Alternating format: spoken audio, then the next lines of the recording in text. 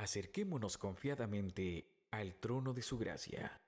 Alimentemos nuestro espíritu y crezcamos juntos en la palabra de nuestro Señor Jesús.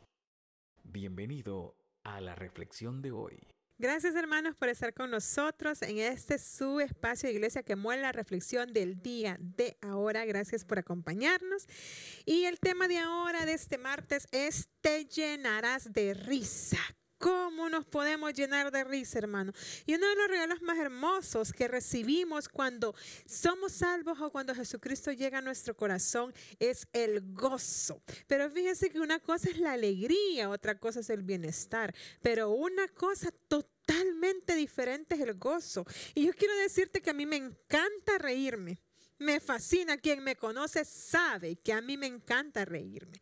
Me encanta reírme, hermano, pero no una risa de esas risas normales y tranquilas, sino que yo disfruto reírme, pero reírme fuerte, a carcajada limpia, de aquello que se le llenan de aire los pulmones y usted descarga toda esa energía en esa risa que no le importa quién la escuche, que no le importa quién haya a su alrededor, que lamentablemente hay momentos donde no me importa si incomodo a alguien más, pero la risa me sale así natural, me sale de impacto, me sale sin preocuparme por nada, me sale esa risa. Y fíjese que también me gusta celebrar.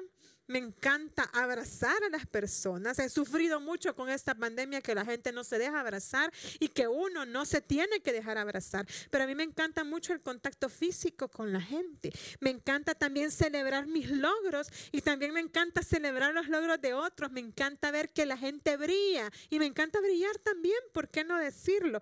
Pero quiero contarle que los que me conocen saben que soy un alma alegre. Muchos dicen, esta mujer se pasa de alegre. Entonces yo les digo, yo cuando estornudo, cuando me río, estornudo confetis, hermano. Así de alegre soy. Soy escandalosa, dicen que soy fuego, que donde llego hay fiesta, dicen mis amigas. Mis amigas dicen, ya vino el ruido. En mi casa ya vino la bulla. O sea, sí, a ese nivel soy. Pero fíjense que no siempre fui así. No siempre fui así. Hubo un momento de mi vida donde yo sentía que arriba de mí nada más había una nube gris.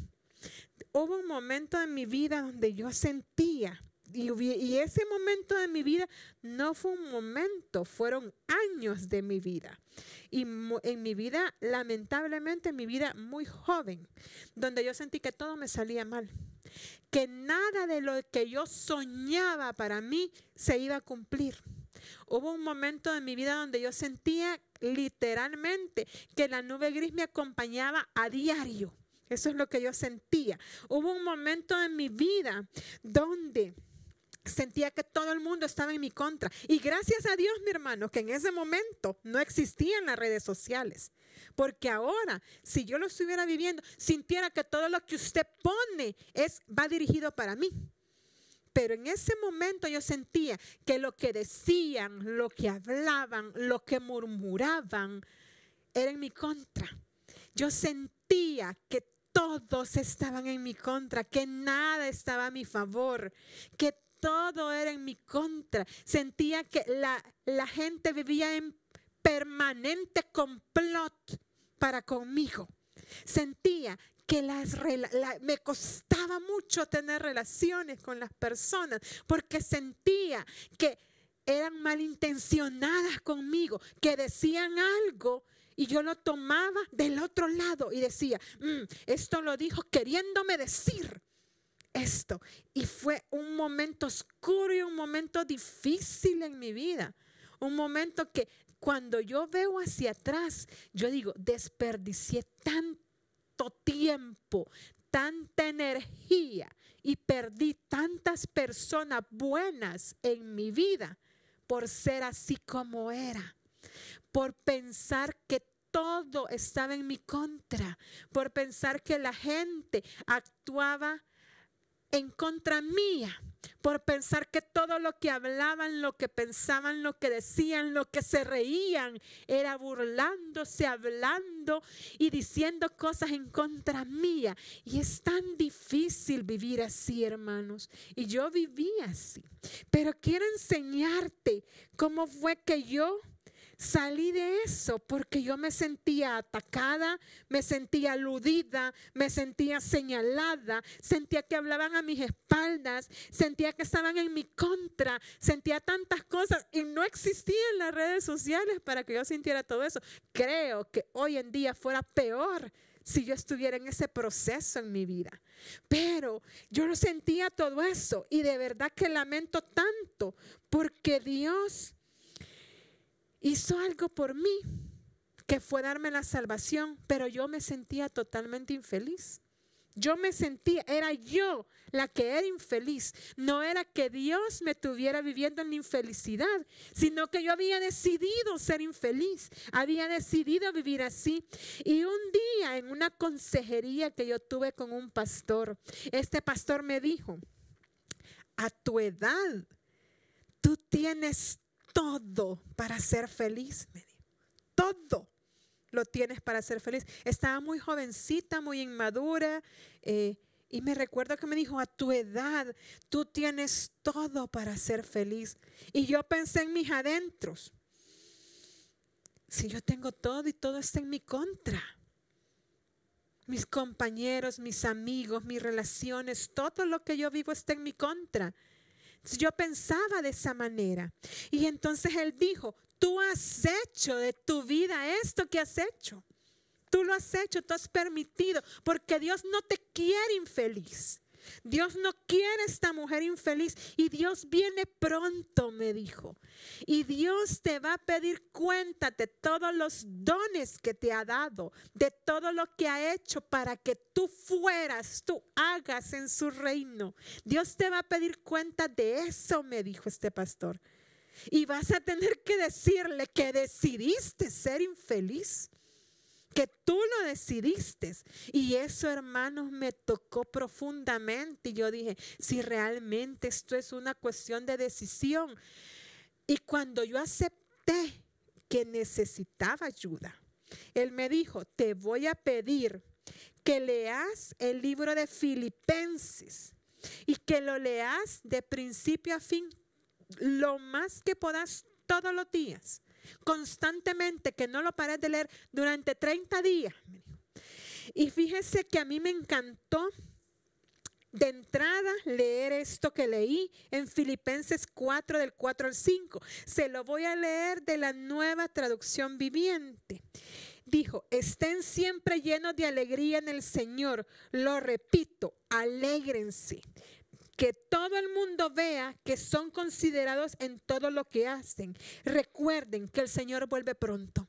Y eso me llenó a mí mi mente y dijo, hay que vivir alegre. ¿Por qué estoy viviendo triste? ¿Por qué estoy viviendo con esta amargura? ¿Por qué estoy viviendo así? Y entonces este pastor me dijo que es una gran verdad, que yo sola estaba convirtiendo en una desgracia mi vida. Eso fue lo que él me dijo, que yo podía tomar la decisión de salir de ahí. Y en un seguimiento de la consejería, él me dio unas páginas que me impactaron grandemente, que es la vida de Corrie ten Boom.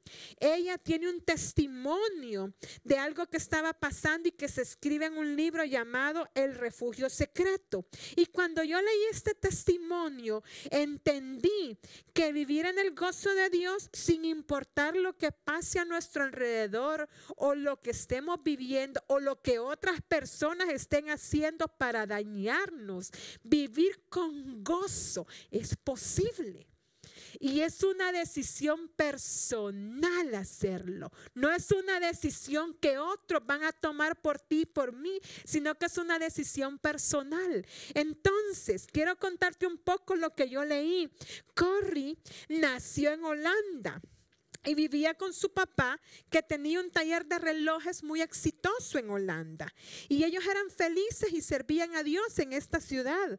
Eran servidores en una comunidad, asistían a una iglesia. Pero cuando los nazis comenzaron a perseguir a los judíos, ellos tomaron una decisión sumamente importante, que era ayudar al pueblo elegido por Dios. Esa fue la decisión que ellos tomaron. Aunque no compartían ciertas áreas de su religión, ellos decidieron ayudar al pueblo elegido por Dios y comenzaron a ayudarlos. ¿Y cuál fue la ayuda que ellos les dieron? En el ropero que Cori tenía en su casa, construyeron un pasadillo secreto. Y atrás de ese ropero, ellos escondían de 6 a 10 judíos.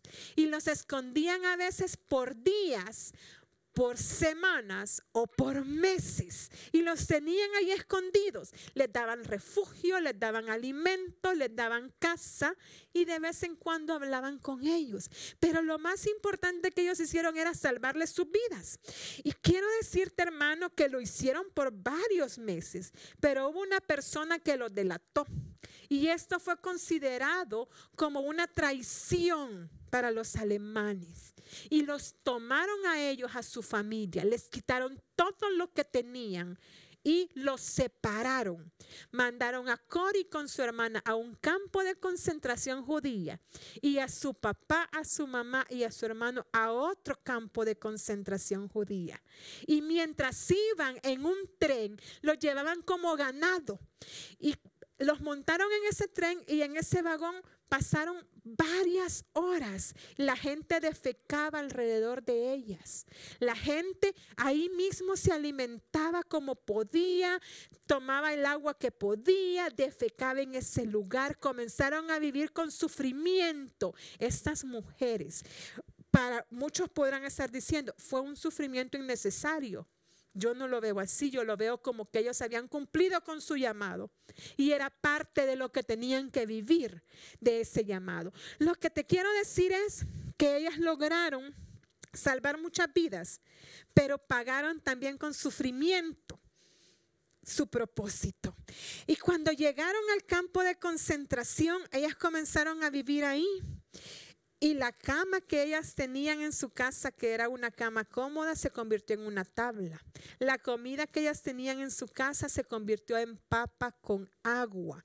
El trabajo que ellas podían estar haciendo adentro de su casa ahora se convirtió en un trabajo en la intemperie, abajo de la nieve, en el frío. Les quitaron todo.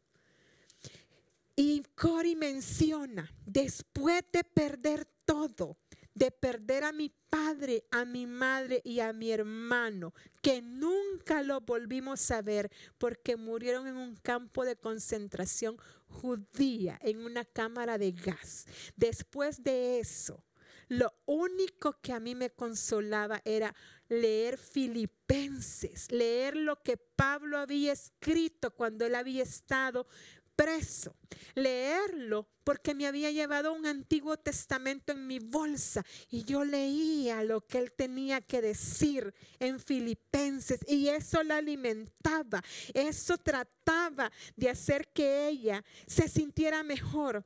Pero fíjese que cuando yo leí el testimonio de ella, yo me sentí confrontada, hermano, porque muchas veces nosotros nos quejamos de cosas que estamos pasando, sentimos que hay una nube gris sobre nuestra cabeza, pero no sabemos que hay personas que han sufrido mucho más que nosotros y tienen una actitud gozosa ante la prueba. Entonces, ese testimonio me confrontó y yo me quedé pensando, ¿cómo es eso que una mujer joven que ha perdido todo pueda decir, yo estoy viviendo en gozo? Yo viví ese proceso en gozo. ¿Cómo es eso que esta mujer que perdió todo vivía en gozo? ¿Cómo es eso? ¿Qué había de ella? ¿Qué había algo en especial? ¿Qué había hecho especial ella? ¿O por qué era tan especial esta mujer?